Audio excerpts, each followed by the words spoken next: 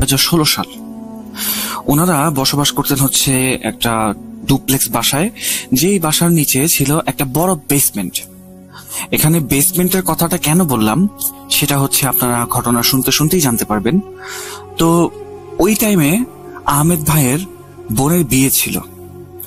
তো বোনের বিয়ে থাকার কারণে যখন আস্তে আস্তে মেহমানরা আসা শুরু করলো, তখন আসলে ঘরের যেই রুমগুলি ছিল সেগুলো আস্তে আস্তে ভরে যেতে শুরু করলো।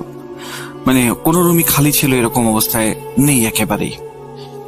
তো এমন অবস্থায় ওনাদের বাসায় একজন কাজের ছেলে ছিল। সেই কাজের ছেলেটাকে ওনার আম্মু বেসমেন্টে একদিন থাকার জন্য ব্যবস্থা করে দিলেন। পরবর্তীতে অন্য কোথাও ব্যবস্থা করা যাবে এই চিন্তা করে। কিন্তু যেদিন বেসমেন্টে সে থাকলো, এরপর দিন সকালবেলা উঠে সে হচ্ছে পালিয়ে যায়। আহমেদ ভাইয়ের মায়ের সাথে দেখা করে সে পালিয়ে যায়। তো আহমেদ ভাইয়ের মা যখন তাকে জিজ্ঞেস করে যে কি ব্যাপার, তুমি চলে যেতে চাচ্ছ কি কারণে, তখন উনি বলেন যে আবা আপনাদের হচ্ছে বেসমেন্টটা ভালো না, এখানে কোনো কিছু একটা আছে, আমি আপনাদের এখানে কাজ করব না, আমাকে মাফ করে দেন। তো আশ্চর্যজনক ভাবে এই লোকটা হচ্ছে যতদিন কাজ করেছে সেই কাজের টাকা পর্যন্ত নিয়ে যায় নাই। তো যাই হোক, যেহেতু বাসায় বিয়ের মতো একটা অবস্থা, সেই কারণে হচ্ছে আহমেদ ভাইয়ের মা ওনাদের হচ্ছে নিকটস্থ কোন একটি এলাকা থেকে 4 জন কাজের মেয়ে জোগাড় করে আনেন, যারা বিয়ে পর্যন্ত কাজ করবে বাসায়। তো ওদেরকে থাকার জন্য কি করা হলো, বেসমেন্টেই ব্যবস্থা করা হলো। তো প্রথম রাতে যখন ওরা বেসমেন্টে হচ্ছে ঘুমায়, তো হঠাৎ করে রাতের বেলা 3টা কি 3:30টার দিকে সবার কানে আসে যে বেসমেন্ট থেকে চিল্লার আওয়াজ আসছে। তো এই ঘটনা শুনে মেহমান সহ বাকি সবাই হচ্ছে ঘুম থেকে জেগে ওঠে, এবং জেগে ওঠার পরে চিন্তা করে যে বেসমেন্টে কি হইলো, হঠাৎ করে এরকম চিল্লার আওয়াজ কি কারণে আসছে। তো কিছুক্ষণ পরে কাজের মেয়েরা উপরে উঠে আসলো। উপরে উঠে আসার পরে সবাই যখন তাদেরকে জিজ্ঞেস করলো যে কি হয়েছে, তোমরা এরকম চিল্লাচিল্লি কেন করছিলা, তো এদের মধ্যে থেকে একজন কাজের মেয়ে বলে উঠলো যে ম্যাম, আপনাদের বেসমেন্টের মধ্যে কোনো একটা লোক আছে, একটা পুরুষ মানুষ আছে, আমরা আসলে ওখানে থাকতে পারবো না। আরেকজন বলছে কি যে আমি ওয়াশরুমে গিয়েছিলাম, ওয়াশরুম থেকে আসার সময় আমি খুবই ভয়ানক মানে গড়গড়ের শব্দ শুনেছি, যে শব্দটার জন্য আমি খুব ভয় পেয়েছি এবং আমি আর নিচে থাকতে চাই না। তো সেদিনের মতো আহমেদ ভাইয়ের মা কি করলেন, ওদেরকে ড্রয়িং রুমেই থাকার ব্যবস্থা করে দিলেন। তো ড্রয়িং রুমে থাকার ব্যবস্থা করার পরে যে এরপর দিন যখন সকাল হয়, তখন ওনাদেরকে ফাইনালি জিজ্ঞেস করা হয় যে কি আসলে এখন বলো যে কালকে রাতের বেলা হয়েছিলটা কি। তো ওনারা সবাই আবার একই কথা বলে যে কোনো একটা লোককে তারা দেখছে, বা হচ্ছে খুবই গড়গড় একটা আওয়াজ আসছে পানির শব্দের মতো। তো তখন আহমেদ ভাইয়ের মা বললেন কি আচ্ছা ঠিক আছে, পানির গড়গড় শব্দের আওয়াজ আসছে, বোকার দল, চলো বেসমেন্টে চলো। তো বেসমেন্টে যাওয়ার পরে যখন আহমেদ ভাইয়ের আম্মু ওয়াশরুমের দিকে গেলেন, তখন সবাইকে বললেন যে ওয়াশরুমের বাইরে দাঁড়াতে। তো আহমেদ ভাইয়ের আম্মু ওয়াশরুম থেকে আসার পরে আবার সেই একটা গড়গড় আওয়াজ শোনা গেল। তো এই আওয়াজ শোনার পরে সবাই ওই 4 জন কাজের মেয়ে বলতেছে কি যে হ্যাঁ এই আওয়াজই আমরা শুনতে পারছি। তখন আহমেদ ভাইয়ের আম্মু হাসিতে একবারে ফেটে পড়েন। উনি বলেন কি আরে বোকা, এটা হচ্ছে ওয়াশরুমের ফ্ল্যাশের আওয়াজ। ওয়াশরুমে যখন হচ্ছে ফ্ল্যাশ করা হয় তখন মোটরটা অটোমেটিক অন হয়ে যায় পানি ওঠার জন্য, এই কারণে হচ্ছে এরকম শব্দটা হয়। তোমরা এত বোকা সেটা জানতাম না। তো এরপরে হচ্ছে সারাদিন মেহমান যারা ছিল, আহমেদ ভাইয়ের কাজিন যারা ছিল, ওনারা সবাই সারাদিন হচ্ছে এই 4টা কাজের মেয়ে মানে প্রচন্ড মানে তাদের সাথে মজা বা ঠাট্টা বিদ্রুপ করেছেন এগুলি নিয়ে। তো সেদিনও রাত হলো, রাতের বেলা হচ্ছে সবাই ঘুমিয়ে গেল। তো ঘুমিয়ে যাওয়ার পরে মোটামুটি প্রায় আবার রাত 3টা থেকে 3:30টার মধ্যে আবার বেসমেন্ট থেকে এরকম চিৎকার চেঁচামেচির আওয়াজ আসলো। তো ওনারা যখন আবার উপরে উঠে আসলেন, তখন আহমেদ ভাইয়ের মা জিজ্ঞেস করলেন যে তোমাদের প্রবলেমটা কি, প্রতিদিন এরকম ঢং করতেছে তোমরা, আমাদের গেস্টদেরকে বিরক্ত করতেছো, কি সমস্যা তোমাদের বলো। আচ্ছা ঠিক আছে, এখন আর কিছু বলা লাগবে না, তোমরা ঘুমাও। পরে এর মধ্যে থেকে একটা মেয়ে হচ্ছে কি করলো, ভয়ে কাঁদতে কাঁদতে বললো কি যে আন্টি, আপনাদের এই বেসমেন্টের মধ্যে এমন একটা মানুষ আছে যার কোনো মাথা নাই, গলা কাটা একটা মানুষ। তো এটা শুনে আন্টি হচ্ছে মানে আহমেদ ভাইয়ের আম্মু একটু রেগেই গেলেন, বললেন কি এই সমস্ত ফালতু কথা বলা বন্ধ করে যাও, চুপচাপ ঘুমাও। তো ওনাদেরকে হচ্ছে ড্রয়িং রুমে ব্যবস্থা করে দেওয়া হলো ঘুমানোর। তো এরপর দিন সকালবেলা যখন আহমেদ ভাই ঘুম থেকে উঠলেন, তখন উনি দেখলেন কি যে ওনার আম্মু এই 4টা কাজের মেয়ের মানে খুব ভালো রকমের ক্লাস নিচ্ছে, খুবই বকাঝকা করছে যে তোমরা এই ধরনের কাজকর্ম করলে আসলে কিভাবে কাজ করবা বলো। তো এরপরে কাজের মেয়েরা বলতেছে কি যে আন্টি আপনি আমাদেরকে গ্রাউন্ড ফ্লোরেই হচ্ছে বা যে কোনো ফ্লোরেই যে কোনো একটা রুম দিয়ে দেন, আমরা ওই বেসমেন্টে আর থাকবো না। এরপরে আহমেদ ভাইয়ের আম্মু বলেন কি আচ্ছা ঠিক আছে, যদি না থাকো তাহলে তোমরা বাইরেই ঘুমাও, বেসমেন্টের সামনে একটা বড় জায়গা আছে, ওখানে তোমরা ঘুমাও।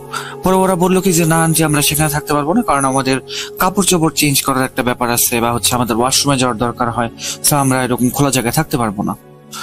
তো এরপরে আহমেদ ভাই চিন্তা করলেন কি যে এখন কি করা যায়। এই ঘটনাগুলি আহমেদ ভাই যখন দেখছিলেন তখন চিন্তা করছিলেন কি করা যায়। এরপর আহমেদ ভাই হচ্ছে ওনার মাকে একটা সাজেশন দিলেন যে আচ্ছা আম্মু ওরা যখন থাকতেই চাচ্ছে না, তাহলে একটা কাজ করি আমি হচ্ছে আমার রুমটা ছেড়ে দিই, আমার কাজিনরা সহ আমি হচ্ছে বেসমেন্টে গিয়ে থাকি, আর ওরা আমার রুমে থাকুক। তো আহমেদ ভাইয়ের আম্মু রাজি হলেন, বলে যে আচ্ছা ঠিক আছে, বেটার সলিউশন। তো এরপরে এটাই ডিসাইড হলো যে আহমেদ ভাই তার 7 জন কাজিন মানে টোটাল 8 জন মিলে থাকবেন বেসমেন্টে, এবং এই 4টা কাজের মেয়ে থাকবে আহমেদ ভাইয়ের রুমে। তো প্রথম দিন এরপর দিন কোনো ধরনের সেদিন আসলে যখন ওনারা বেসমেন্টের দিকে যায় থাকার জন্য, সেদিন আসলে কোনো একটা সমস্যা হয়নি রাতের বেলা।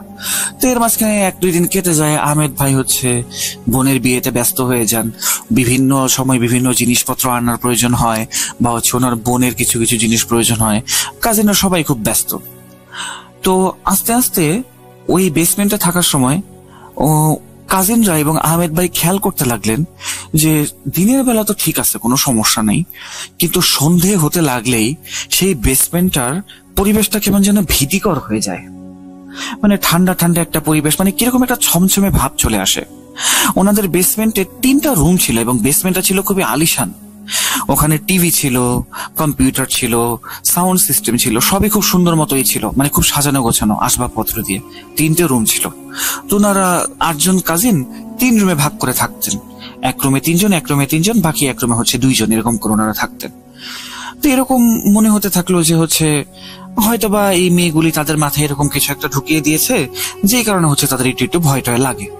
তো ওনারা খুব বেশি একটা পাত্তা দেন না এই বিষয়টাতে।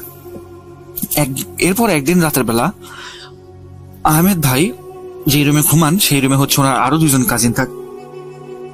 ওই রুমে আবার বেড হচ্ছে একটা ছিল ডাবল বেড, এবং ওনাদের থাকা সুবিধার্থে একটা সিঙ্গেল বেডও আনা হয়েছিল।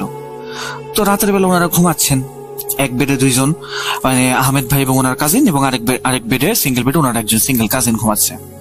তো এমন সময় লাইট চলে গেল বা বিদ্যুৎ চলে গেল, লোডশেডিং হলো। তা আহমেদ ভাই নিজের ফোনটা খোঁজার চেষ্টা করছেন যে ফোনের লাইট জ্বালাই দেখি কোনো মোমবাতি পাওয়া যায় কিনা। তো ওনার আবার এটাও রাগ উঠছিল যে কারেন্ট চলে গেল, অথচ হচ্ছে আমাদের সিকিউরিটি গার্ড জেনারেটর এখন অন করে না। এই চিন্তা করতে করতে উনি ওনার মোবাইল খুঁজতেছেন, তখন ওনার হাতে একটা হাত পড়লো। মানে উনি যখন হাত দিয়ে খুঁজতেছেন তখন ওনার হাতটা অন্য একটা হাতে গিয়ে পড়লো। উনি চিন্তা করলেন কি যে এটা হয়তো ওনার কাজিনের হাত, যিনি হচ্ছে ওনার পাশে ঘুমিয়েছেন। তো এরপরে কিছুক্ষণ উনি হাতটা সরিয়ে দিলেন, এবং সরিয়ে দেওয়ার পরে কিছুক্ষণ খোঁজার পরে উনি মোবাইলটা ওনার বালিশের নিচে পেলেন। এবং যখন উনি মোবাইলটা হচ্ছে টর্চ অন করলেন, তখন তিনি দেখলেন কি ওনার পাশে ওনার কাজিন নাই। তো উনি একটু কিছুটা চিৎকার দিয়ে উঠলেন, কাজিনের নাম ধরে চিৎকার দিয়ে উঠলেন যে এই তুই কই গেলি, বিছানার মধ্যে নাই বা রুমের মধ্যে নেই, কি সমস্যা, কই গেলি। তো উনি এই কথা বলার সাথে সাথে না লোডশেডিংটা মানে চলে যায়, মানে কারেন্ট চলে আসে। কারেন্ট চলে আসার পর উনি দেখলেন কি ওনার কাজিন হচ্ছে কি, যে কাজিন ওনার সাথে ঘুমাচ্ছিলেন উনি গিয়ে সোফাতে ঘুমিয়ে আছেন। তো উনি ওনার কাজিনকে হাত ডাক দিয়ে উঠালেন যে কি ব্যাপার, তুই সোফায় কেন ঘুমাইছিস। তো ওনার কাজিন বললো কি যে রাতের বেলা ভাই তুই অনেক হচ্ছে নাড়াচাড়া করতেছিলি আর কিক মারতেছিলি মাঝে মাঝে, এই কারণে হচ্ছে আমি ওখানে গিয়ে ঘুমাইছি। তো আহমেদ ভাই চিন্তা করলেন কি যে আমার কাজিন যদি হচ্ছে সোফাতে ঘুমায়, আরেকজন যদি আরেক সিঙ্গেল বেডে ঘুমায়, তাহলে আমার হাত কার হাতের উপরে পড়লো, নাকি এটা আমার মনের কোনো ভুল। তো উনি এই বিষয়টা আর হচ্ছে ওনার কাজিনদের সাথে শেয়ার করেন নাই। তো সেদিনের মতো দিন কেটে গেল। এরপর দিন যখন ওনারা রুমে ঘুমাচ্ছেন, ওই টাইমে হঠাৎ করে আহমেদ ভাই বুঝলেন কি যে ওনার পেছনে ঘুমানোর সময় কেউ একজন, মানে ঘুমের মধ্যে কেউ একজন ওনাকে লাথি মেরে বিছানা থেকে ফেলে দিয়েছে। তো উনি হচ্ছে ঘুম থেকে উঠলেন, উঠে হচ্ছে চিৎকার চেঁচামেচি শুরু করলেন, যাই কে লাথি মারছিস আমাকে। কিন্তু উনি দেখলেন কি যে ওনার বাকি 2 জন কাজিন সুন্দর একবার আরামসে নাক ডেকে ঘুমাচ্ছে। উনি চিন্তা করলেন কি যে এরা কি আমার সাথে কোনো মজা করতেছে নাকি, এখন ঘুমের ভান ধরছে। তো এই চিন্তা করার পর উনি কি করলেন, বেডের পাশে থাকা টেবিলের মধ্যে থেকে নিয়ে পানির বোতলটা নিয়ে 2 জনের গায়ে পানি ঢেলে দিল। তো ওরা মানে হড়বড় করে ঘুম থেকে উঠে বললো যে কি রে আহমেদ, তুই কি ফাইজলামি শুরু করছিস নাকি? রাতের বেলা কি সমস্যা তোর, পানি দিবি কি কারণে গায়ের ভেতরে? তো এরপরে উনি ওনার কাজিনদেরকে বললো কি যে আমাকে লাথি কেন মারলি? তো ওনার কাজিনরা বললো কি যে না, কেউ তো লাথি মারি নেই, কি সমস্যা ভাই, বুঝলাম না তো। এরপরে একটা হাসি মজা করলো সবাই, পানি দিয়ে আবার আহমেদ ভাইকে ভিজিয়ে দিলেন ওনারা। এরপর আহমেদ ভাই একটু সিরিয়াস হয়ে বললেন কি আচ্ছা ঠিক আছে, তোমরা তোমার মা বাবার নামে কসম খাও যে তোমরা আমাকে কেউ লাথি মারো নাই। তারপরে ওনারা মা বাবার কসমও কাটলেন। কিন্তু আহমেদ ভাই চিন্তা করলেন কি, বন্ধু বান্ধব বা কাজিনেরা আসলে কসম কাটলেও এটা কতটুকু ক্রেডিবিলিটি থাকে। যাই হোক, সেই দিন উনি আর এই বিষয়টা খুব বেশি একটা পাত্তা দেন নাই। তো পরদিন উনি উপরের রুম থেকে বেসমেন্টের দিকে সিঁড়িতে নামছেন। এমন সময় উনি যখন শেষ সিঁড়িতে আছেন, নিচের দিকে আসার একবারে শেষ সিঁড়ি, তখন উনি ঠিক একইভাবে ওনাকে আবার পেছন থেকে কেউ লাথি মারে। তো ওনার ভাগ্যটা খুব ভালো যে উনি শেষ সিঁড়িতে ছিলেন তখন, কারণ যদি উপরের দিকে সিঁড়িতে থাকতেন উনি, তাহলে খুব বড় ধরনের একটা অ্যাক্সিডেন্ট হতে পারত। তো উনি এবার কিছুটা ভয় পেয়ে বেসমেন্ট থেকে চলে যান এবং ওনার মাকে সবগুলি বিষয়ে জানান। ওনার মা বলেন কি যে দেখ, তোর বোনের এখন বিয়ে, এগুলো আসলে কিছু না, এটা আসলে তোর মানে ওই মেয়েগুলি তোর মাথায় এগুলো ঢুকাইছে, তো এই কারণে তুই ভয় পাচ্ছিস, চিন্তা করিস না, এগুলো কিচ্ছু না, টেনশনের কিছু নেই, এগুলি কাউকে বলবি না, নাহলে বিয়ের সময় ওই মেহমানরা পরে চলে যাবে ভয়ে, বিয়েটা কিন্তু নষ্ট হবে, শুধু শুধু ঝামেলা করিস না বাবা। তো উনিও আসলে আর এই বিষয়গুলি নিয়ে না ওনার কাজিনদের মধ্যে না আত্মীয় স্বজন বা মেহমান কারোর সাথে উনি কোনো কথা বলেন নাই। এরপর দিন উনি যখন রাতের বেলা ঘুমাচ্ছেন, সেই টাইমে উনি দেখলেন কি যে ওনার রুমে নক হয়েছে। তো উনি নকটা শোনার পরে দরজাটা খুলে দেখেন কি পাশের রুম থেকে ওনার 3 জন কাজিন এসে ওনাকে বলছেন কি যে আহমেদ দেখ, আমাদের রুমে কিরকম ভয়ানক একটা কালো বিড়াল। তুমি বলেন কি হ্যাঁ কালো বিড়াল, ভয়ানক কালো বিড়াল মানে, চল তো দেখি। তো উনি যখন রুমের দরজাটা খুললেন তখন ওনার কাজিনরা আঙ্গুল দিয়ে দেখালেন কি ওই যে দেখ, কিন্তু আহমেদ ভাই সেখানে কিছুই দেখতে পেলেন না। এরপর ওনার কাজিনরাও বলেন কি যে কোথায় গেল এই বিড়াল, আর এই রুমের সমস্ত দরজা জানালা সব বন্ধ করা, আর বিড়ালটা ওইখানে ছিল জন্য আমরা দরজা লক করে বের হইলাম যেন বিড়ালটা বের হইতে না পারে, তো বিড়াল কোথায় গেল? আহমেদ ভাই বলেন কি যে তোমরা হয়তো বা ভুল দেখছো, আর বিড়াল আসলেই বাকি, বেসমেন্টে কি বিড়াল আসতে পারে না? বিড়াল তো মানুষের বাসায় ঢুকতেই পারে, তাতে কি হয়েছে, এত ভয় পাওয়ার কি আছে? এরপর আহমেদ ভাইয়ের একজন কাজিন বললো কি দেখ আহমেদ, বিড়াল তো আসতেই পারে, কিন্তু ঘটনা যে বিড়াল আসলে রুমের দরজা জানালা সব যদি বন্ধ থাকে আর আমরা যদি দরজাটা বন্ধ করে যাই, তাহলে বিড়াল কই গেল? তো আমির ভাই বলেন কি যে এগুলো নিয়ে চিন্তা করার কিছু নাই, বিড়াল আসতেই পারে, বিড়াল কোনোভাবে যাইতেও পারে, বিড়াল যেহেতু একটা ফ্লেক্সিবল প্রাণী, ফ্র্যাজাইল অনেক, সেই ক্ষেত্রে হয়তো বা কোনো একটা চিপা চাপাতে পালাই গেছে, এটা নিয়ে ভাবার কিছু নেই। তো কিন্তু আহমেদ ভাই মনে মনে এটাও চিন্তা করছিলেন, উপরের দিক দিয়ে সাহস দেখালো, উনি এটাও ভাবছিলেন যে আসলে ওনার কাজিন যেই কথাগুলি বলছেন, কাজিনরা আসলে ওনারা হয়তোবা মিথ্যা কথা বলছেন না। উনি নিজেও মনে মনে ভয় পাচ্ছিলেন। এরপর দিন রাতের বেলা উনি হঠাৎ করে বাহিরে শুনলেন কি রুমের বাইরে থেকে দৌড়ে কারো চলে যাওয়ার আওয়াজ, মোটামুটি প্রায় 5-6 জন মানুষ দৌড়ে চলে যাওয়ার আওয়াজ। তো উনি যখন ঘুম থেকে উঠে দরজাটা খুললেন তখন দেখলেন কি ওনার 5 জন কাজিন সিঁড়ি বেয়ে উপরের দিকে দৌড়ে উঠে যাচ্ছে। তো উনি কি করলেন, ওনার কাজিনদেরকে থামানোর চেষ্টা করলেন। থামানোর চেষ্টা করতেই বাকি 2 জন কাজিন যারা ঘুমাচ্ছিলেন ওনারা উঠে আসলেন, বলেন কি হয়েছে? তো ওনারা যখন বাহিরে দাঁড়ালেন 3 জন একসাথে, তখন দেখলেন কি সেই যে 3 জন কাজিন যে রুমটার ভেতরে থাকতো সেই রুমের দরজাটা অটোমেটিক বন্ধ হচ্ছে এবং অটোমেটিক খুলছে। হয়তোবা অশরীরী কোনো জীব বা সৃষ্টির কোনো কিছু একটা সেই দরজাটাকে জোরে ধাক্কা দিচ্ছে বা লাথি দিয়ে খুলছে বা আবার লাগাচ্ছে, মানে খুবই ধামাকাদার শব্দ হচ্ছিল, একদম মানে মারাত্মক দরজা লাগানোর শব্দ, ধুমধাম শব্দ। তো এটা দেখার পরে ওনারাও 3 জন ভয়ে ওই কাজিনদের পিছু নেন। তো উপরে আসার পরে উনি যখন ওনাদের 5 জন কাজিনকে জিজ্ঞেস করলেন যে ভাই কি হয়েছে, তোমরা এইভাবে চলে আসলা কি কারণে? তখন ওনার কাজিনরা বলল যে দেখ, রাতের বেলা যখন আমরা টিভি দেখতেছিলাম তখন হঠাৎ করে টিভিটা বন্ধ হয়ে যায়, আমরা ভাবছিলাম যে হয়তোবা আমাদের আঙ্গুলের চাপ লেগে রিমোটটা হয়তোবা সুইচ টিপ লেগে টিভিটা বন্ধ হয়ে গেছে ভুলে, কিন্তু এরপরে যখন রিমোটটাকে আবার ধরতে যাব অটোমেটিক টিভি অন হয়ে গেল এবং ঝিরঝির করা শুরু করলো। আবার যখন রিমোটটা নিয়ে টিপ দিয়ে এখন আর টিভি বন্ধ হয় না, রিমোটটা রাখার পরে বন্ধ হয়ে গেল, রিমোটটা হাতে নেওয়ার পরে আবার টিভি অটোমেটিক চালু হয়ে গেল, মানে টিভি রিমোটের সুইচ আমাদের কোনো হাতই নাই। এরপর রিমোটটা ম্যাল ফাংশন হয়েছে চিন্তা করার জন্য আমরা কি করলাম, রিমোটের ব্যাটারি খুলে দিলাম, ব্যাটারি খুলে দেওয়ার পরে একই অবস্থা। তারপরে হঠাৎ করে কি হলো, মনে হলো কি যে ওয়াশরুমের দরজাতে কেউ ওয়াশরুমের ভেতর থেকে নক করছে, অথচ আমরা তিনজনই কিন্তু রুমের ভেতরে। তাহলে দরজার মধ্যে কে নক করছে? হঠাৎ করে নক করতে করতে নকটা এতই বাড়লো, আমি সেই দরজাটা যখন বাথরুমের দরজাটা খুললাম তখন দেখলাম কি একটা মানুষ বেরোয় আসতেছে ওয়াশরুম থেকে। কিন্তু ভাই বিশ্বাস কর, মানুষটার কোনো মাথা নাই, মাথা কাটা মানুষ। এই কথা শোনার পরে আহমেদ ভাই ভয়ে একদম জড়সড় হয়ে যান, এবং উনি যখন কোনো কিছু বলতে যাবেন এমন টাইমে ওনাদের ড্রয়িং রুমে, যেই রুমে তারা আশ্রয় নিয়েছিলেন, ড্রয়িং রুমের দরজাটা বন্ধ করে ওনারা রুমের ভেতরে চলে এসেছিলেন সবাই, সেই ড্রয়িং রুমের দরজার মধ্যে নক নকের আওয়াজ। তো উনি যখন শুনলেন নক নকের আওয়াজ তখন উনি চিন্তা করলেন কি যে আমাদের হয়তোবা শোরগোল শুনে কোনো মেহমান হয়তোবা ঘুম থেকে উঠেছেন, বা হচ্ছে ওনার আম্মুই হয়তোবা ঘুম থেকে উঠেছেন। উনি বাইরে থেকে আওয়াজ দিলেন যে আচ্ছা ঠিক নক করতে হবে না, আসতেছি। কিন্তু উনি কথা বলার পরেও দরজার মধ্যে নক হতে শুরু করলো, মানে নকটা থামলোই না। তো উনি নক হচ্ছে এমন টাইমেই দরজাটা খুলছেন, মানে ফ্র্যাকশন অফ সেকেন্ডের একটা ডিফারেন্স। দরজাটা খোলার পর উনি সেখানে আর কাউকে দেখেন না, কিন্তু উনি দেখেন যে করিডোর দিয়ে একটা মানুষ হেঁটে যাচ্ছে যার কোনো মাথা নাই। উনি ভয়ে দরজাটা আবার নক করে ভেতরে এসে চিন্তা করেন কি যে এই জিনিসটা এতদিন বেসমেন্টে ছিল, এইটা হয়তোবা এখন আমাদের ঘরে চলে আসছে, এখন কি করা যায়। সেদিনের মতো ওনারা ঘুমিয়ে পড়েন, এবং পরদিন সকালে আহমেদ ভাই এবং ওনার কাজিনেরা সবকিছুই আহমেদ ভাইয়ের আম্মুকে জানান। এবং আহমেদ ভাইয়ের আম্মু বলেন কি যে বুঝতে পারতেছি হয়তোবা কোনো একটা প্রবলেম হচ্ছে এখানে, কিন্তু এখন কি করি বলো, যদি এই ঘটনাগুলি সবাই জানে তাহলে তো আসলে কেউ এখানে থাকবে না, আমার মেয়ের বিয়েটা নষ্ট হবে। তোমরা এই কথাগুলো কাউকে বইলো না, তোমরা এই কয়েকটা দিন বিয়ের আগ পর্যন্ত তোমরা এই ড্রয়িং রুমে স্টে করো।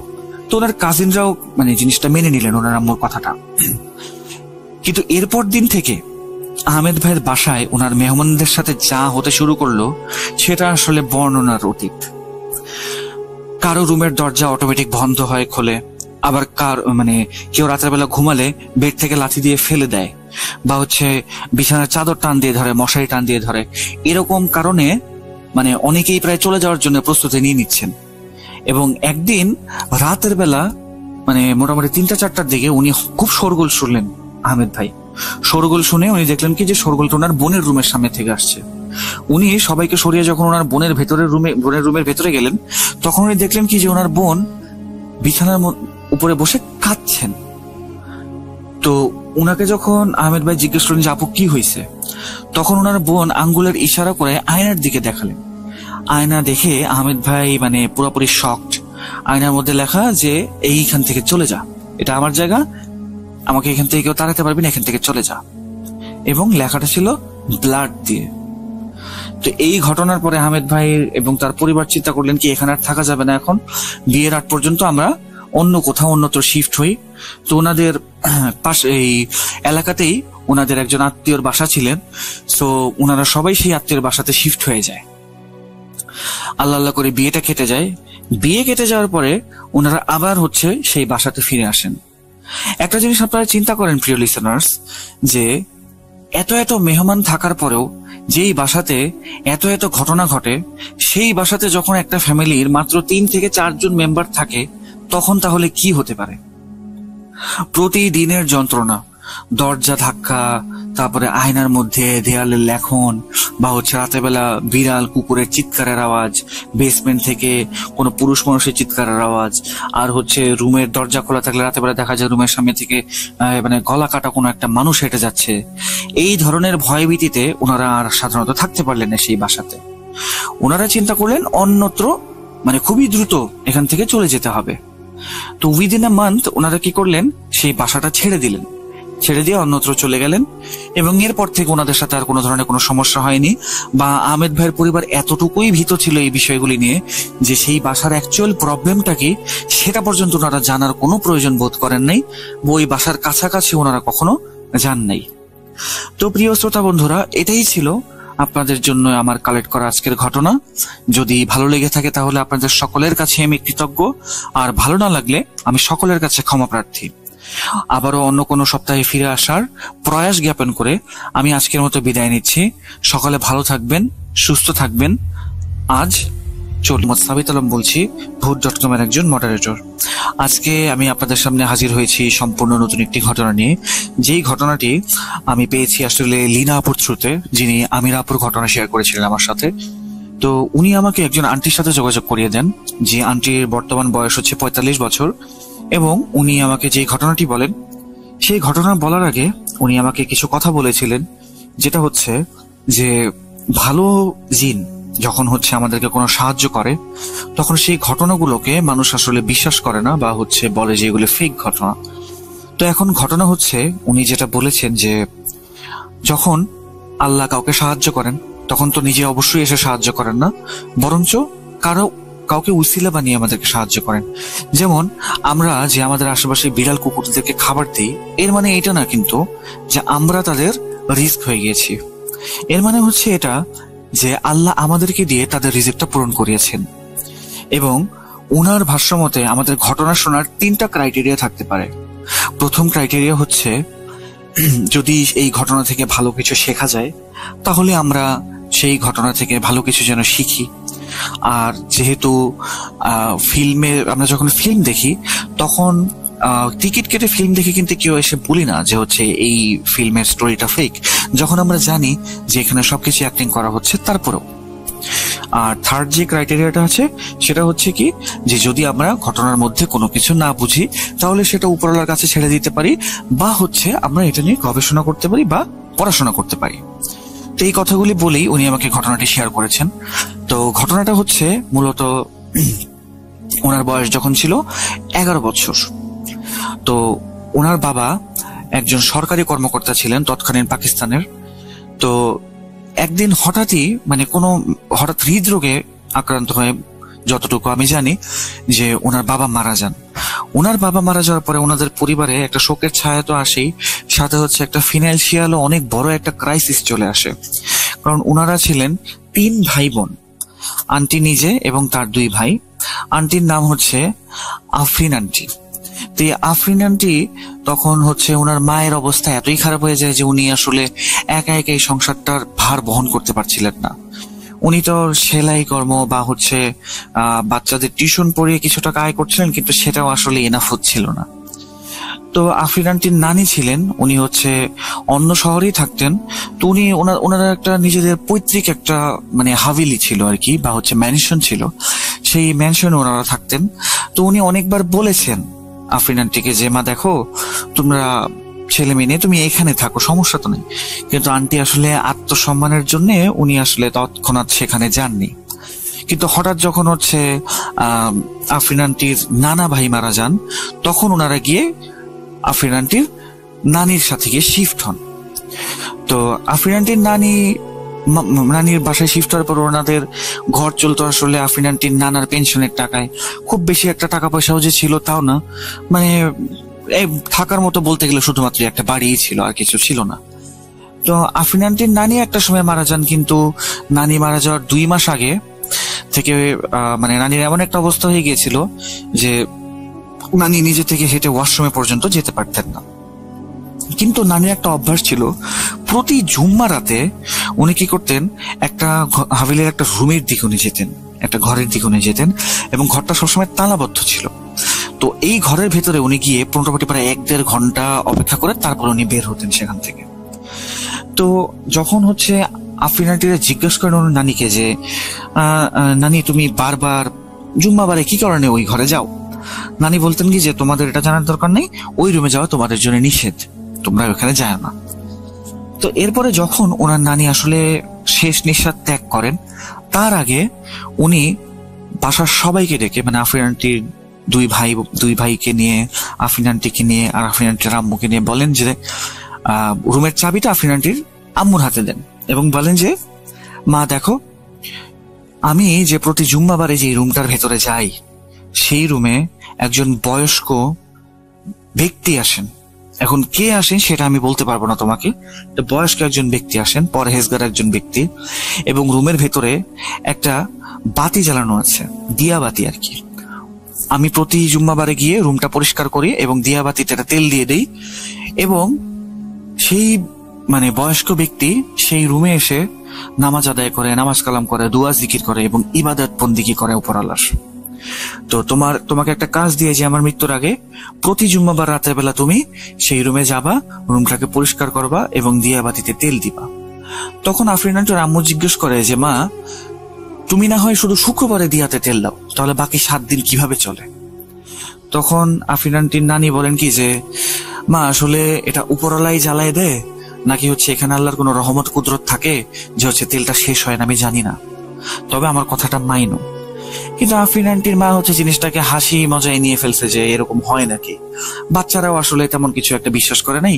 তো ওনার মানে আফরিন আন্টির নানি মারা যান। মারা যাওয়ার পরে হচ্ছে ওনারা এই মারা যাওয়ার 2-3 মাস পার হয়ে যায়, কিন্তু ওনারা আর সেই রুমের মধ্যে কোনো দিয়া জ্বালান না, ওই রুমটার খোলাই হয়নি, কখনো পরিষ্কারই করা হয়নি। তো এর মধ্যে উনি ঘরের ভিতরে শুনতে পান আফরিন আন্টি যে মাঝে মাঝে উপরতলা থেকে কেউ হচ্ছে জোরে জোরে লাফাচ্ছে বা অনেক অনেক মানুষ একসাথে ছাদে হাঁটছে, এমন শব্দ শোনা যায়। তো একদিন হচ্ছে আফরিন আন্টি এবং তার এক ভাই দুজন বসেছিলেন হচ্ছে ড্রয়িং রুমে। এমন সময় একটা সিঁড়ির পাশ থেকে কারো পড়ে যাওয়ার খুব বড় একটা শব্দ আসলো এবং ওনার আরেকটা যে ভাই ছিল, ভাইয়ের চিৎকার আসলো। আফরিন চিন্তা করলেন যে আল্লাহ না করুক আমার ভাইয়ের সাথে নিয়ে আবার কোনো কিছু হয়ে গেল, আমার ভাই কি আবার পড়ে গেল নাকি, সিঁড়ি থেকে ব্যথা পাইলো কিনা। তো উনি এই চিন্তা করে কি করলেন, চলে গেলেন হচ্ছে সিঁড়ির কাছে। কিন্তু সিঁড়ির কাছে উনি দেখলেন কি ওনার ভাই হচ্ছে সহি সালামতেই নামতেছে। তো ওনার ভাই ওনাদেরকে দেখে জিজ্ঞেস করছেন কি ব্যাপার, তোমরা সবাই এরকম সিঁড়ির কাছে কি কারণে দাঁড়ায় আছো? তো আফরিন আন্টি বলেন কি তুমি কি পড়ে যাও নাই, মানে চিৎকারটা কি তুমি দিছিলা? উনি বললেন যে না, আমি তো কোনো চিৎকার দিই নাই, কিন্তু তোমরা হয়তো বা ভুল শুনছো। সেদিনই বিকেল বেলা আফরিন আন্টির ওই ভাইটা, মানে ওনার যে 2 ভাইয়ের মধ্যে যে বড় আছে ওই ভাইটা দেখা গেল কি ঘরের ভেতরে আসলো, বাইরে থেকে আসলো এবং তার হাতে একটা দিয়াবাতি এবং হচ্ছে তেল। তো ওনাকে এই অবস্থা দেখে ওনার আম্মু বলেন কি যে ঘরের এরকম অবস্থা, খরচা চলে না, খাওয়া দাওয়া চলে না, আর তুই এগুলা ফালতু খরচ করতেছিস কি কারণে? তখন আফরিন আন্টির ভাই বললেন কি যে মা, তুমি এটা কি বলতেছো? তুমি তো নিজেই আমাকে তেল আনতে বলছো, দিয়াবাতি আনতে বলছো, তাহলে তুমি এখন আমাকে বকতেছো কি কারণে? তো ওনার মা কি করলেন, আফরিন আন্টির ভাইকে জোরে একটা থাপ্পড় মারলেন। থাপ্পড় মেরে বললেন কি যে তুই খরচ করছিস তো ঠিক আছে, বাসার অবস্থা চিন্তা করতেছ না ঠিক আছে, কিন্তু তুই মিথ্যা কথাও বলতে শিখে গেছস, এখন যা এখান থেকে, তুই আমার চোখের সামনে থেকে যা। তো ওনার ভাই তখন সেখান থেকে চলে গেলেন। আফরিন আন্টি ওনার ভাইয়ের পেছন পেছন গিয়ে জিজ্ঞেস করলেন কি, ভাই তুই এই দিয়াবাতি আর তেল কেন আনছিস বল? ওনার ভাই বলল যে হচ্ছে আপু, আম্মু আমাকে নিজে আনতে বলছে। পর আফরিন আন্টি জিজ্ঞেস করলেন যে কখন? পর বললো কি আজকে বিকালের আগে দিয়ে আম্মুকে দেখলাম ওই ঘরের রুম থেকে বেরোচ্ছে, যে রুমটা তালা দেওয়া, ওই রুম থেকে বেরোচ্ছে এবং বেরোর পরে আমাকে বলতেছে কি টাকা দিয়ে বলতেছে তুই দিয়াবাতি আর হচ্ছে এই তেল নিয়ে আয়। তো আমি এই কারণে গেছিলাম। তো এরপরে মানে আফরিন আন্টি চিন্তা করলেন যে হয়তোবা এখানে কেউ আছে যে হচ্ছে আসলেই হয়তোবা কেউ এখানে মজুদ আছে যে এই দিয়াবাতিটাকে জ্বালানোর কথা বলতেছে, ইশারা দিচ্ছে হয়তোবা। তো এরপরে একদিন রাতের বেলা আফরিন আন্টি ওয়াশরুমে গেলেন। তো ওয়াশরুমে যাওয়ার পথে উনি দেখলেন কি ওই যে বন্ধ রুমটা আছে সেই রুমের নিচ দিয়ে হলুদ কালারের আগুনের আলো আসতেছে। উনি চিন্তা করলেন কি ব্যাপার, 3-4 মাস হয়ে গেল এই রুমে কেউ যায় না, এই রুমের ভিতর থেকে এরকম আগুনের আলো কিভাবে আসে, দিয়া কিভাবে জ্বলতেছে এতক্ষণ পর্যন্ত বা এতদিন পর্যন্ত? উনি কিছু বুঝতে পারলেন না। উনি যখন ওয়াশরুমে গেলেন এবং ফেরত যখন আসছেন তখন দেখলেন কি সাদা কালারের একটা কুণ্ডলীর মতো কিছু সেই রুমে প্রবেশ করছে। উনি তো কিছুটা ভয় পেয়ে যান এবং উনি তখন চিন্তা করেন কি যে আল্লাহ, এখন এটা কি না জানি, এই কথা চিন্তা করে উনি সেদিনের মতো রুমে চলে গেলেন। এরপরে ওনাদের দিন আস্তে আস্তে এত কষ্টে কাটতে লাগলো যে ওনাদের খাবার দাবার আর জোগাড় হওয়া সম্ভব হচ্ছিল না। পাড়া প্রতিবেশীরাই ওনাকে খাবার দিতেন, ওনাদের পরিবারকে। ওনার আম্মুর হচ্ছে যদি কোনো স্কুলে চাকরিও হতো, যেহেতু উনি ভালো শিক্ষিত ছিলেন, কোন স্কুলে চাকরি হলো 4-5 দিনের বেশি ওনাকে জবে কেউই রাখতেন না। তো পরিবারের অবস্থা খুবই খারাপ, খাবার দাবার জোটে না, কারেন্ট কেটে দেওয়া হয়েছে, ঘরের পানির লাইন পর্যন্ত কাটা হয়ে গেছে। তো এখন ওনারা কি করবেন ওনারা বুঝতে পারতেছিলেন না। তো একদিন হচ্ছে আফরিন আন্টির আম্মু যে কোনো একটা স্কুলে চাকরির জন্য ইন্টারভিউ দেওয়ার জন্য গেলেন এবং আফরিন আন্টির ভাইরা ছিলেন প্রতিবেশীর বাসায়, যেখানে তাদেরকে ফ্রি কোরআন শিক্ষা দেওয়া হচ্ছিল। তো উনি কি করলেন, চিন্তা করেন কি ওই ঘরটাতে একবার গিয়েই দেখি। উনি আফরিন আন্টির আম্মু যাওয়ার পরে আলমারি থেকে চাবি বের করলেন, চাবি বের করে ঘরের মানে তালাটা খুলে ঘরের ভিতরে যখন উনি ঢুকলেন, তখন উনি দেখলেন কি ঘরটা খুবই ঠান্ডা, এত সুন্দর ঠান্ডা, মনে হচ্ছিল যে ঘরের ভেতরে কেউ এসি ছেড়ে রেখে দিয়েছে। তো এরপর উনি দেখলেন কি যে দিয়াবাতিটাও আসলেই জ্বলতেছে। 3-4 মাস হয়ে গেছে এই দিয়াবাতি কিভাবে জ্বলে। উনি দেখলেন কি দিয়াবাতির তেলটা অর্ধেক হয়ে গেছে প্রায়। উনি কি করলেন, দেখলেন যে দিয়াবাতির পাশে একটা তেলের শিশি রাখা আছে, উনি সেই শিশি থেকে তেল নিয়ে দিয়াবাতিটার তেলটাকে ভরে দিলেন, মানে ভরপুর করে, কানে কানে ভরপুর করে দিলেন। এরপর উনি কি করলেন, রুমটাকে পরিষ্কার করলেন। পরিষ্কার করার পরে উনি ওনার আম্মুর একটা পারফিউম নিয়ে সেই রুমটার মধ্যে মেরে রুমটাকে একটু সুন্দর সাজিয়ে গুজিয়ে উনি রুমটাতে 2 রাকাত নফল নামাজ আদায় করলেন। এবং নফল নামাজ আদায় করার সময় উনি খুবই কষ্টে আল্লাহকে বললেন যে, হে আল্লাহ, যদি এখানে কেউ থেকে থাকে তাহলে তুমি তাকে উসিলা করো, দয়া করে তোমার রহমত আমাদের উপরে দাও, তোমার রহমতকে উসিলা করে আমাদের এই সমস্যাগুলির সমাধান করে দাও, আমার আম্মুর একটা চাকরি দিয়ে দাও, আমাদের থাকা খাওয়ার ব্যবস্থা ঠিক মতো করে দাও, যেন আমাদের জীবনে কষ্ট করতে না হয়, খুবই কষ্টে আছি আমরা। উনি খুব উচ্চ স্বরেই দোয়াগুলি করছিলেন। এবং যখন উনি আমিন বলবেন, তখন ওনার সাথে সাথে আরেকজন ব্যক্তি উনি শুনলেন কি ওনার পেছন থেকে কেউ আমিন বলল, ওনার আমিন বলার একটু আগেই। তো আফরিন ভয় পেয়ে গেলেন। উনি ভয় পেয়ে দৌড়ে রুম থেকে বেরিয়ে চলে আসলেন।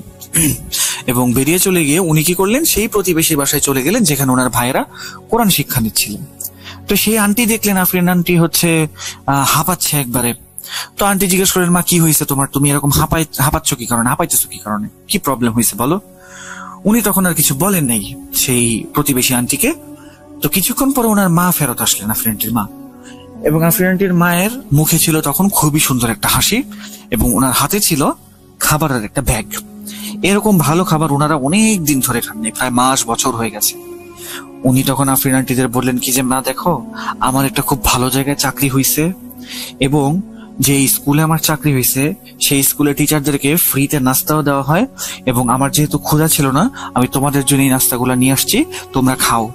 এবং আমার বেতনটাও খুব ভালো, চিন্তার কোনো কারণ নাই। আর স্কুলে তোমরাও ভর্তি হতে পারবা, এবং যেহেতু আমি সেই স্কুলে আছি, বিনা বেতনে তোমরা ভর্তি হতে পারবা সেখানে, ইউনিফর্ম সব স্কুল থেকেই দিবে। তো আফরিন আন্টি ওনার আম্মুকে জিজ্ঞেস করলেন যে এত মেহেরবানি কি কারণে। তখন উনি বললেন কি যে, প্রিন্সিপাল ম্যাডামের সাথে আমি সবকিছুই আলোচনা করেছি, প্রিন্সিপাল ম্যাডাম কনসিডারেশন করছেন আমাদেরকে। তো যাই হোক, ওনাদের অবস্থা আস্তে আস্তে ফিরতে লাগলো। কিন্তু এতটা মাঝখানে ওনার আম্মু আবার অসুস্থ হয়ে যান। তো এমন অসুস্থ হয়ে যান যে উনি আর স্কুলে যেতে পারছেন না।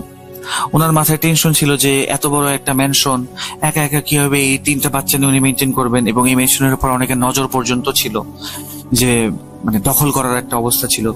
এত টেনশন তো আসলে একটা মহিলা মানুষ নিতে পারেন না। তো উনি মানসিকভাবে কিছুটা অসুস্থ হয়ে যান, এবং যেটার প্রভাবে উনি শারীরিকভাবে অসুস্থ হয়ে যান। তো এমন টাইমে ওনাদের পরিবার চলতো আসলে প্রতিবেশীদের দয়াতে। যেখানে প্রতিবেশীরা আগে কখনোই ওনাদেরকে কোনো টাকা পয়সা দিতেন না, এমন একটা সময় চলে আসলো প্রতিবেশী ওনাদের বাসায় আসেন, 1000-2000 করে টাকা দিয়ে যান, হয়তো বা সদকা বা দান খয়রাতের কোনো টাকা পয়সা। এখন অনেক মানুষ, আফরিন আন্টি বললেন, যখন অনেক মানুষ জিজ্ঞেস করতে পারে যে আম্মুর এত ভালো চাকরি থাকার পরেও আমরা কি কারণে দান সদকা নিলাম, কারণ তখন তো আমার আম্মু অসুস্থ, স্কুলে যেতে পারছেন না, আমাদেরও পড়ালেখা প্রায় ছুটে যাচ্ছে। এমন অবস্থা ছিল যে আমাদের ভাইদের স্কুল পর্যন্ত বন্ধ হয়ে যাচ্ছিল। কিন্তু আম্মুর চাকরি পাওয়ার পরে যখন সব ঠিক হলো, এরপর আবার আম্মু অসুস্থ হয়ে গেল। তো এই কারণে দান সদকা তারা নিতে থাকলেন, এভাবেই সংসার চলতে লাগলো। আস্তে আস্তে কিছুদিন যাওয়ার পরে উনি আবার একটা জুম্মা রাতে সেই রুমে গেলেন। সেই রুমে যাওয়ার পরে একটা জিনিস ভুলে গেছি এখানে বলতে, যে উনি এরপর থেকে প্রতি জুম্মা রাতে সেই রুমে যেতেন। তো যখন ওনার আম্মু খুবই অসুস্থ, এরকম একটা সময় উনি সেই জুম্মা রাতের বেলা সেই ঘরটাতে যান, এবং গিয়ে আবার দোয়া করেন, উচ্চস্বরে বলেন যে, উপরওয়ালা, আমার মায়ের স্বাস্থ্য তুমি ভালো করে দাও, যেন ওনার মাধ্যমে আমাদের পরিবারটার একটা গতি হয়। তো 2-3 দিন পর থেকেই ওনার আম্মু ভালো হয়ে যায়, এবং আবার জবে যাওয়া শুরু করে। আস্তে আস্তে ওনার পদোন্নতি হওয়ার কারণে, সিনিয়র টিচার হওয়ার কারণে ওনার বেতন মোটামুটি ভালোই বেড়ে যায়, এবং ওনাদের পরিবারের অবস্থা তখন অনেক ফিরে যায়, এবং ওনারা তখন মানুষের কাছ থেকে দান সদকা নেওয়াটা বন্ধ করে দেন। তো পরিবারের অবস্থা তখন খুব ভালো চলছে। যখনই কোনো বিপদ আসতেছে, সেই কামরা থেকে আফরিন আন্টি দোয়া করতেছেন, এবং সবকিছুই ঠিকঠাক মতো হচ্ছে। তো একদিন কি হয়েছে, ওনাদের পরিবারের অবস্থা তখন খুবই ভালো, মোটামুটি বেশ ভালো। আফরিন আন্টির আম্মু খুবই শখ করে এক জোড়া আর কি আপনার স্বর্ণের চুড়ি বানায়, অনেকটা স্বর্ণ দিয়ে এক জোড়া চুড়ি বানায় এবং স্কুলের অ্যানুয়াল ফাংশনে সেই চুড়িগুলো পরে উনি স্কুলে যান। কিন্তু দুঃখজনক ভাবে স্কুল থেকে ফেরার সময় ওনার চুড়ি দুইটা ছুরির মাধ্যমে ছিনতাই করা হয়, মানে ছুরি দেখে ছিনতাই করা হয়। তো উনি তো বাসায় এসে খুবই কান্নাকাটি যে আমার এত সুন্দর চুড়ি, আমি এত কষ্ট করে টাকা পয়সা জমায় চুড়িটা বানাইলাম, সারা জীবন নিজের জন্য কিছু চাই নাই, হঠাৎ করে শখ আসলো একটা, সেই শখটা আল্লাহটা পূরণ করলাম, আল্লাহ তৌফিক দিল, কিন্তু আমার এত সুন্দর চুড়িগুলো নিয়ে গেল। পাড়া প্রতিবেশীরাও ঘটনাটা শুনে ওনার আম্মুকে সান্ত্বনা দিতে আসেন।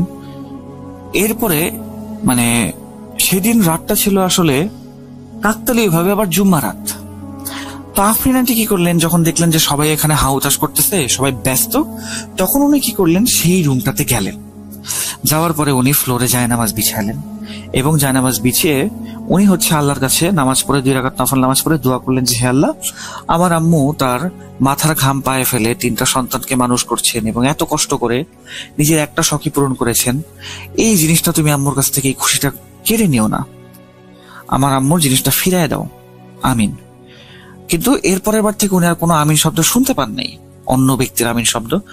উনি ভেবেছিলেন হয়তোবা ওই শব্দটা শুনে উনি ভয় পান জন্য সেই বয়স্ক ব্যক্তিটা আর এরকম ভাবে বলেন না আমিন, কিন্তু দোয়া উনি শোনেন এবং করেন। তো এই কাজটা করে আমিন বলে যখন উনি নামাজ শেষ করে জায়নামাজটা উঠালেন, তখন উনি আশ্চর্য হয়ে গেলেন যে জায়নামাজের নিচে সেই চুড়ি দুটা। অথচ উনি যখন নামাজ পড়ার জন্য জায়নামাজ বিছাচ্ছেন তখন কিন্তু ওখানে কোনো চুড়ি ছিল না। তাহলে এই চুড়ি কোত্থেকে আসলো? এবং যখন উনি জায়নামাজ ওঠাচ্ছেন তখন উনি খুবই সুন্দর একটা স্মেল পান ওনার নাকে এবং ওনার মনে হচ্ছিল পেছন থেকে কেউ যেন শার্ট করে সরে গেল, ওনার গায়ে বাতাস লাগলো এবং টাচ পর্যন্ত লেগেছে। তো এই ঘটনার পরে উনি যখন রুমের থেকে বাইরে বের হলেন, তখন দেখলেন প্রতিবেশীরা একে একে চলে যাচ্ছে, ওনার আম্মু কান্নাকাটি করতেছেন এবং কান্নাকাটি করতে করতে ওনার আম্মু নিজের রুমে গিয়ে শুয়েছিলেন। এমন সময় আফরিন আন্টি কি করলেন, ওনার আম্মুর কাছে গেলেন আর বললেন কি যে আম্মু চোখ বন্ধ করেন। ওনার আম্মু যখন চোখ বন্ধ করলেন তখন উনি বললেন কি হাতটা একটু বাড়ান। ওনার আম্মু হাত বাড়ালে উনি ওনার আম্মুর হাতে সেই চুড়ি দুইটা রেখে দেন এবং ওনার আম্মু সেই চুড়ি দুইটা দেখে এত খুশি হন যে একেবারে মানে পাগল হয়ে যান, খুশিতে বলতে গেলে প্রায় আত্মহার হয়ে যান। উনি বলতেছেন যে কি ব্যাপার আফরিন, তুই এই চুড়ি কোত্থেকে পেলি? এরপরে আফরিন আন্টি ওনার আম্মুকে সেই রুমে যাওয়ার বিষয় থেকে সবকিছু ক্লিয়ার করে খুলে বলেন। ওনার আম্মু তৎক্ষণাৎ ওনাকে নিয়ে সেই রুমের ভেতরে যান, রুম ক্লিন করেন এবং 2 রাকাত নফল নামাজ পড়ে দোয়া করেন এবং সেই বৃদ্ধ ব্যক্তি, বয়স্ক ব্যক্তির কাছে ক্ষমা প্রার্থনা করেন যে আমার আম্মু আমাকে বলে গিয়েছিলেন আপনার দেখাশোনা করতে, এই রুমটার দেখাশোনা করতে, কিন্তু আমি পারি নাই বা আমি জিনিসটা মানি নাই, আমাকে ক্ষমা করবেন। আমাদের পরিবারের উপরে কোনো বিপদ আসলে দয়া করে আল্লাহর রহমতের উসিলায় আপনি আমাদেরকে রক্ষা করেন। এই কথাগুলো বলে উনি চলে আসেন। তো এরপরে ওনাদের পরিবারের যে ছোটখাটো যে সমস্যাগুলো ওগুলা আস্তে আস্তে এমনি সমাধান হয়ে যেত। যেমন আফরিন আন্টির আব্বুর পেনশনের টাকা, বছরের পর বছর ঘুরতেছেন, ফাইলের উপরে ফাইল আটকে আছে, কিন্তু ওনাদের পেনশনের টাকা স্যাংশন হচ্ছেই না। তো এরপরে আফরিন আন্টি ওনার আম্মুকে বলেন কি যে মা দেখো, আল্লাহর রহমতে যখন সবকিছুই হয়ে গেল, এটাও হয়ে যাবে, চলো আমরা দোয়া করে আসি সেই রুমে গিয়ে। তো ওনারা সেদিন এরপরে জুম্মা রাতে গিয়ে সেই রুমে দোয়া করলেন এবং দোয়া করার প্রায় 1 সপ্তাহের মধ্যে ওনার বাবার মানে পেনশনের একটা লেটার আসলো যে পেনশনের যেই ফাইলগুলি ছিল সেগুলি সবকিছু স্যাংশন হয়ে গেছে এবং পেনশনটা সামনের মাস থেকে ওনারা তুলতে পারবেন। ওনারা তো সবাই খুবই খুশি যে আমাদের হকের জিনিস, এটা আমাদের হক আল্লাহ অন্য কারো হাতে দেয় নাই, আমাদের হক আল্লাহ আমাদেরকেই দিয়েছেন। কিন্তু সেই ব্যক্তির কাছে দোয়া করলে বা সেই ব্যক্তিকে মানে সেই ব্যক্তির যেই রুমে আর কি আল্লাহর কাছে ইবাদত করেন সেই রুমে গিয়ে দোয়া করলে ছোটখাটো যেই প্রবলেমগুলি আছে বা ছোটখাটো প্রয়োজন যেগুলো আছে ওগুলোই সম্পূর্ণ শুধুমাত্র হতো। এমন কিছু হতো না যে উনি যদি দোয়া করেন যে হে আল্লাহ, যেহেতু ঘটনাটা পাকিস্তানের, আন্টি পাকিস্তানে ছিলেন, তো উনি বলেছেন যে এমন কোনো দোয়া কবুল হতো না যে পাকিস্তানের সরকার চেঞ্জ করে দাও বা আমাদেরকে কোটি কোটি টাকার মালিক করে দাও। এই সমস্ত দোয়া কখনো ওনারা করেনও নাই বা এগুলো কখনো কবুল হওয়ার মতো ছিল না। তো যাই হোক, ওনার আব্বুর পেনশনের টাকা যখন পাওয়া গেল ওনারা মহা খুশি যে এবার আমাদের পরিবারের অবস্থা সুন্দর, আর্থিক অবস্থা সব ঠিকঠাক। তো এইভাবেই দিন চলে যাচ্ছিল। এরপরে একবার আফরিন আন্টির আম্মুর একটা ভালো ছেলের সন্ধান পান আফরিন আন্টির জন্য। তো বিয়েতে ওনাদের যে মানে যার সাথে সম্পর্ক করার চেষ্টা চলছিল সেই পরিবারের কোনো দাওয়া দাবি ছিল না। তারপরে বিয়েতে তো মা একটা মেয়েকে যতটুকু পারে দেয়। তো মোটামুটি অনেক টাকার একটা কম ছিল, 50-60 হাজার টাকা ওই আমলে অনেক ছিল। তো ওনারা সেই রুমে গেলেন, আল্লাহর কাছে দোয়া করলেন যে আল্লাহ তোমার রহমতকে উসিলা করে বা এই ব্যক্তিকে তোমার রহমতের উসিলা করে আমাদেরকে এই হাজতটা পূরণ করে দাও। হাজতের নামাজ পড়লেন। তো এরপরে কোনো একটা ভাবে ওনাদের বাসায় একদিন একটা লোক আসলো 2-3 দিন পরে। উনি বললেন কি যে আপনার হাজবেন্ডের কাছ থেকে আমি এতগুলো টাকা লোন করছিলাম এবং এই টাকাটা আমি ফেরত দিতে আসছি। মানে ওনারা তখন অবাক যে আল্লাহ কোত্থেকে মানুষের হাজত পূরণ করেন। আফরিন আন্টির বিয়ে হয়ে গেল।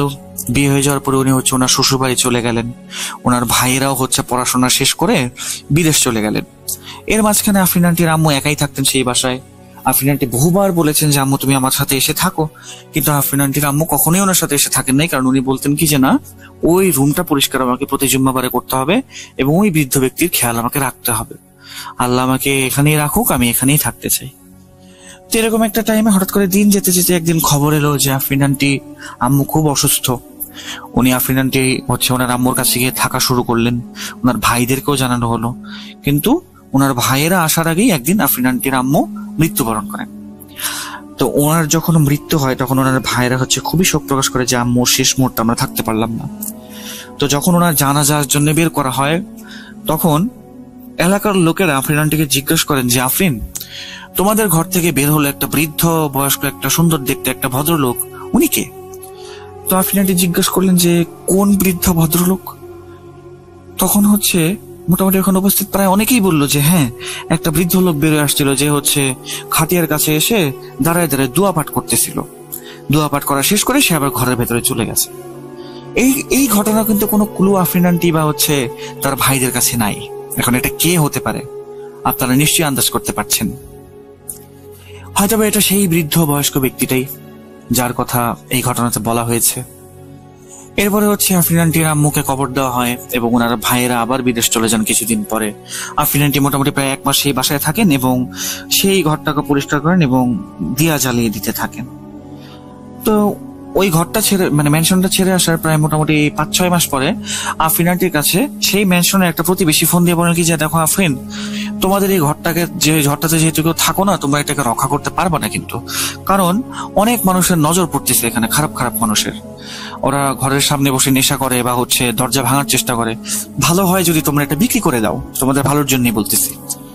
আফরিন আন্টি কি করলেন, ওনার ভাইদের সাথে পরামর্শ করলেন। ওনার ভাইরা বললেন কি যেহেতু আমরা এখানে সেটেল হওয়ার চেষ্টা করতেছি, তো পাকিস্তানে তো আর আমরা থাকবো না গিয়ে, আর তুমিও যেহেতু শ্বশুর বাড়িতে আছো, তোমারও তো আর এখানে থাকা হবে না, সো বেটার হয় আমরা বিক্রি করে দিই ঘরটা।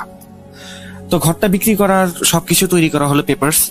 যেদিন মেইনলি ডিলটা ফাইনাল হবে তার আগের দিন আফরিন আন্টি গিয়ে, সেদিন অবশ্য জুমাবার ছিল না, আফরিন আন্টি গিয়ে সেই ঘরের ভেতরে গিয়ে 2 রাকাত নফল নামাজ আদায় করলেন এবং দোয়া করলেন। এবং সেই বৃদ্ধ ব্যক্তি উপস্থিত আছেন কি নেই সেটা উনি না জেনেই সেখানে বৃদ্ধ ব্যক্তির সাথে কথা বলে যে আপনি আমাদের অনেক উপকার করেছেন, আল্লাহর একজন উসিলা হয়ে ঘরটাকে বিক্রি করে দিতে হচ্ছে, আমরা রক্ষা করতে পারছি না, আমাদেরকে ক্ষমা করে দেন। আর আপনার যদি কোনো কিছু কখনো প্রয়োজন হয়, যে কোনো ভাবেই যে কোনো ইশারায় আমাকে অবশ্যই জানাবেন যদি আপনার জন্য কিছু করতে পারি। তো এরপরে আফরিন আন্টিরা সেই ঘরটাকে বিক্রি করে দেন।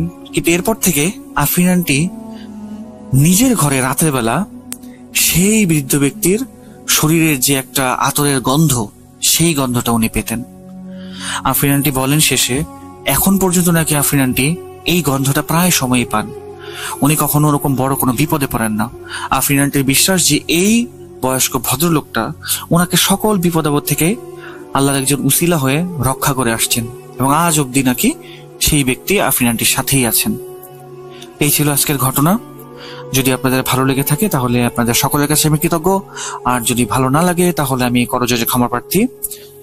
আপনাদের সকলের সুস্বাস্থ্য কামনা করে আমি মোহাম্মদ সাবিত আলম আজ বিদায় নিচ্ছি।